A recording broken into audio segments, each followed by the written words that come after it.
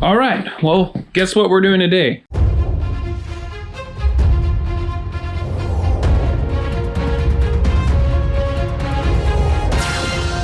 A freebie. We're not gonna make any money. Hold on a second. Alexa, turn on the skylight. Da-dun, da-dun. There we go. A little bit of light in here. Yeah, I got a new little lighting setup going on. I don't know if you can see it. They're kind of hidden up top, which is kind of nice. Just lifts the base of the room. Back here, I have my sergeant sign, and I'm gonna be replacing these bulbs because right now, they're the regular old tungsten bulbs, and it takes up a lot of power. That's not what we're talking about today. Today, I am going to help a buddy of mine, a mentor, a friend, do a video. And the question is, why would somebody with 10 plus years experience still do freebies? And the thing about freebies for me is I only do a couple a year, and I choose the freebies because I still want to make sure it's not all about the money. I want to do certain projects that I believe in and that I care about, and that I can help use the skills that I have to help somebody else, or in this case, to help a cause. And so there is a friend of mine who is starting a nonprofit, and he's going into a new chapter in his life, and I wanted to help him out. His name's Randy. And so that's what we're working on today. So let's have at it.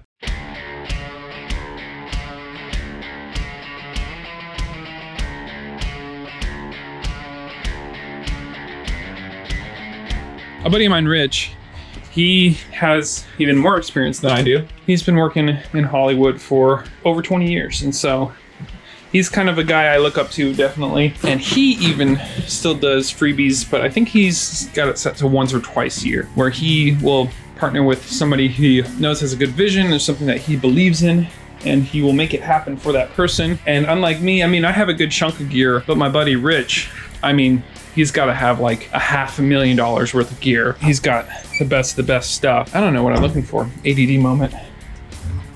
Headphones. Anyways, my buddy Rich has the best of the best as far as gear goes, but he still takes the time to do that. And so that's something that kind of made me feel a little bit better, because I've been doing freebies my whole life. Just not only freebies, obviously I got to get paid work. I got to make a living and stuff too, but that's the give and take of the business. Alexa, turn off skylight. All right, let's get to it. I guess the question could be, for you as a filmmaker, if you are a filmmaker that is, when do you decide to do freebies and not do freebies? And so I would encourage you, if you're not all about money, to consider doing freebies a couple times a year. Obviously, you can be taken advantage of, and there are people who want to try to get a lot for nothing. Obviously, you got to make a living. You got to make money if you want to do this as your profession. But at the same time, it's nice to do a project when it's not all about the money. It's nice to just be able to focus on that and not worry about your bottom line, about the numbers, about all that kind of stuff too. For me, it keeps me honest, I guess, or it keeps me in check, so to speak, of what I am focused on in life. As a Christian, which influences my lifestyle, I can't be just about my work and that kind of stuff. I can't be just about my work. My time cannot be devoted 100% to working, even though sometimes I lean that way. I try to act that way because I like to work.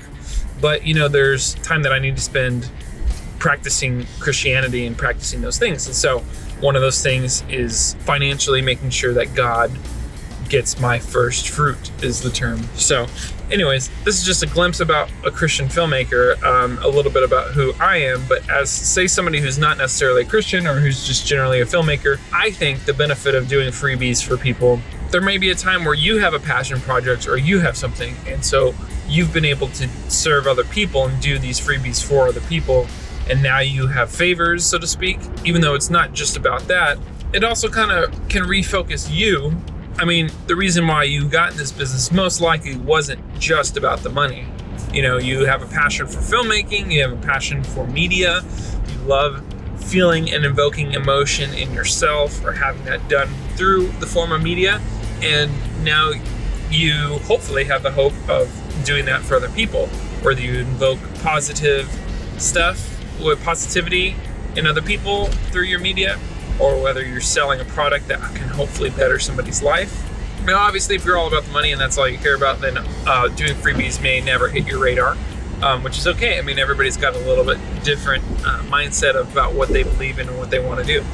I also try really hard to give nonprofits a substantial discount, like 80% off of what I would charge a corporate client, in the hopes and the thoughts of giving back and using my skill set to do something positive. I can think of one organization in particular that I do that for on an annual basis. I want to try to keep doing that and do other things, other projects like that for other nonprofits. But the thing is, I'm not going to be able to do those freebies if I don't have a good form of steady income. And so essentially you have to get to the place where you can do freebies on a regular basis before you should do freebies, I guess you can say.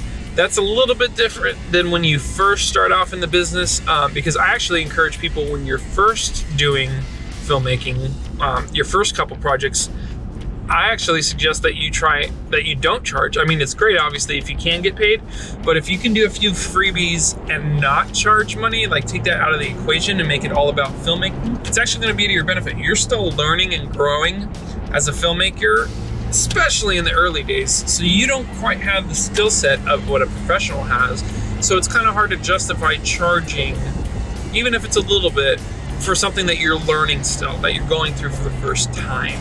Yes, you're dedicating your time, you're dedicating your energy, but the reality is when you get good at something, your time is worth more. Your skill set's worth more. I mean, would you hire a mechanic to work on your car who's never worked on your car before, or a dentist who's never worked on your teeth before?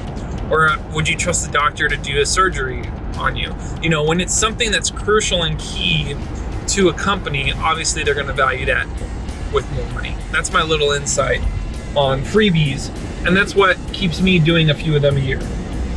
Hey, let me know what you guys think. Write me a comment down below. I'll be sure to respond to it, and I'm curious to see how many other freelancers still do freebies, or if you guys are past that in your stage of life, if you aren't interested in freebies anymore, let me know. I'm kind of curious to see how many other people are still doing freebies. Anyways, hopefully this will be a really cool shoot. I won't know, obviously, because I'm filming this before, but I have a pretty good concept of how I'm going to set it up and what's going to happen. I have an hour, which should be a good amount of time for me to one-man band this thing. But yeah, here we go.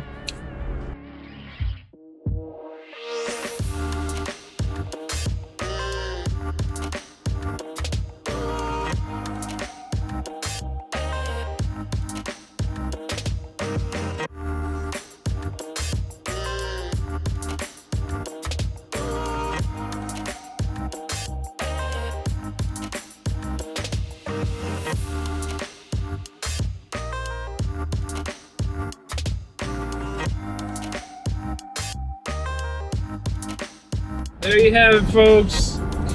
Do we say folks? Does anybody say folks but me?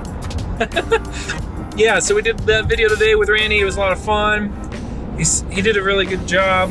Hopefully it'll turn out well. If you want to check out his new endeavor, I'll link it below in the description. But yeah, really good conversation. I always like talking with Randy. He's a very smart individual. I guess he's Dr. Randy Christian, not just Randy, but that's just how I know him, because he likes to keep it casual in conversations. But we had a very interesting conversation revolving around the same topic I talked to you guys about earlier, the whole thought about doing work for free and when you can do it.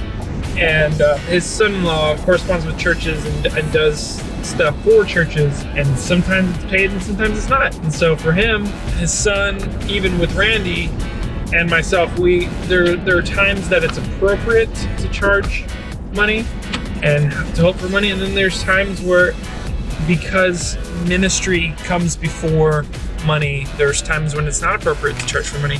And it just depends on the business. I mean, obviously there are certain things in life that naturally are going to take more resources to provide and do. If you do what you do well enough, then people are going to be willing to pay for it. The ability to create a product, to create something for somebody else, you know, having that lifestyle of creativity, something I do on a regular basis, is not something everybody gets to do. And so sometimes it takes a little bit more explanation to get people on board, understanding their price structure, understanding what goes into something. But also what I've realized is, generally speaking, this isn't for every project. The more somebody's willing to pay, the better they are at respecting you for your time and what you can do. People who want to get a discount or get a bargain or get more, they tend to ask more of you.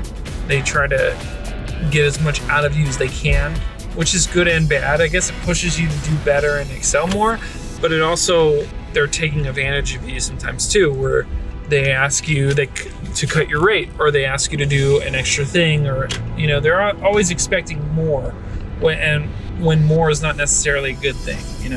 I found that the people who pay me more respect my time, respect what I do, respect my craft. They tend to give me the space I need and to not try to push and squeeze every little bit of ounce out of me, compared to those who don't, who try to nickel and dime me or get me for less. That's why I like to be able to do projects where I can choose to give somebody a discount, or if I can choose the project where I can do it for free.